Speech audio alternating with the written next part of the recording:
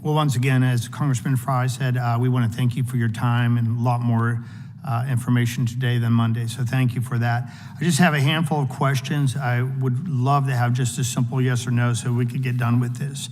So on day one, President Biden issued an executive order mandating DEI programs in the executive branch. You responded by hiring FBI's first ever chief diversity officer.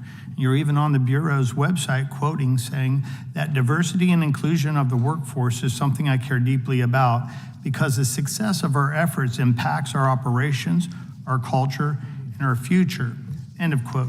So Director, just a simple yes or no, do you still find DEI hiring practices to be central to the FBI's operations, cultures, and future?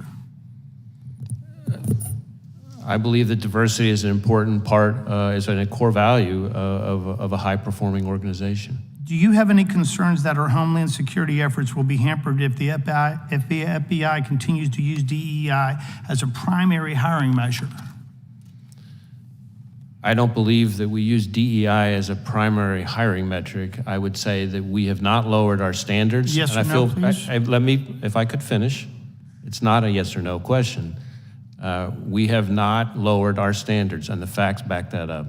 Are you aware of a 112-page report compiled by senior agents and analysts which stated, quote, if the current trajectory of the FBI special agent recruitment and selection continues, using DEI as the primary and sole measure of our Homeland Security efforts will be significantly hampered. Do you know about that 112-page report? I'm aware of a report from a number of anonymous former employees.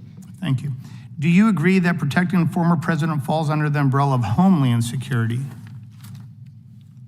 Well, protecting the former president, the physical security, the protective detail on the former president is the province of the Secret Service, which is part of the Department of Homeland Security. It is my understanding that historically the FBI had 100,000 applications for special agents on file at any given time of the year.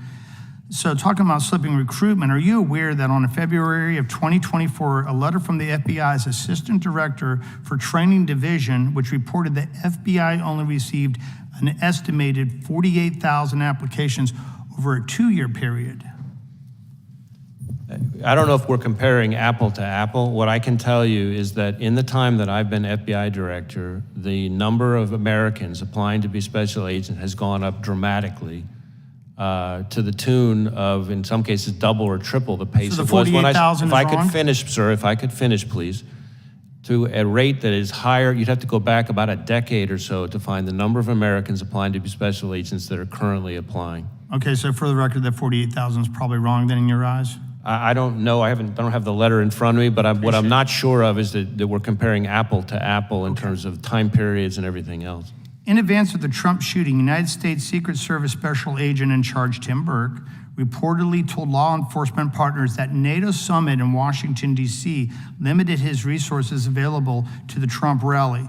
The service has similar DEI hiring aims and failed their zero-fail mission to protect President Trump. Director Cheadle has since stepped down. Could the hyperfixation on hitting Biden administration's imposed DEI rules by causing the FBI and the federal law enforcement agencies to not only miss their prime candidates, but also potential threats?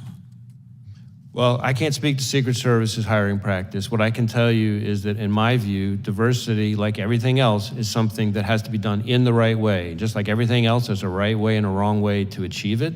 I think we can and have achieved improvements in diversity and at the same time not lowered our standards. And I think part of the reason we've been able to do that is because of the encouraging increase in the number of Americans applying to be special agents. The investigation to the planting of pipe bombs at the RNC and DNC headquarters has been going on for over 3.5 years and will soon have lasted longer than the Biden presidency.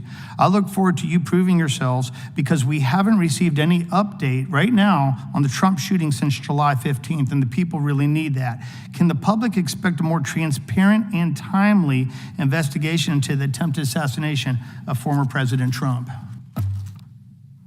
I've been testifying here all day about the investigation into attempted assassination of former President Trump. And we've done multiple briefings, and I've answered multiple questions. And we appreciate that because, Okay, like I that's said, what you it's a were lot, asking. Well, it just seems like there hasn't been a press conference to the people to go through all the different details that were already presented today. And I'll just leave you with one final question.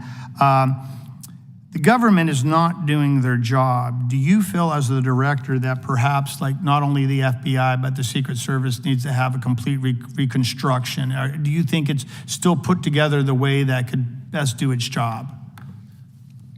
The FBI that I see every single day, having visited all 56 of our field offices at least twice, many of them 3 times, the FBI that I see engaging with state and local law enforcement from all 50 states, that I hear about from prosecutors, judges, business leaders, community leaders, foreign partners, is an FBI that is respected, trusted, appreciated, and that is there for people when they need them the most. And that is the FBI that I see, and I'm very proud to be a part of them. Any comment on the other agencies?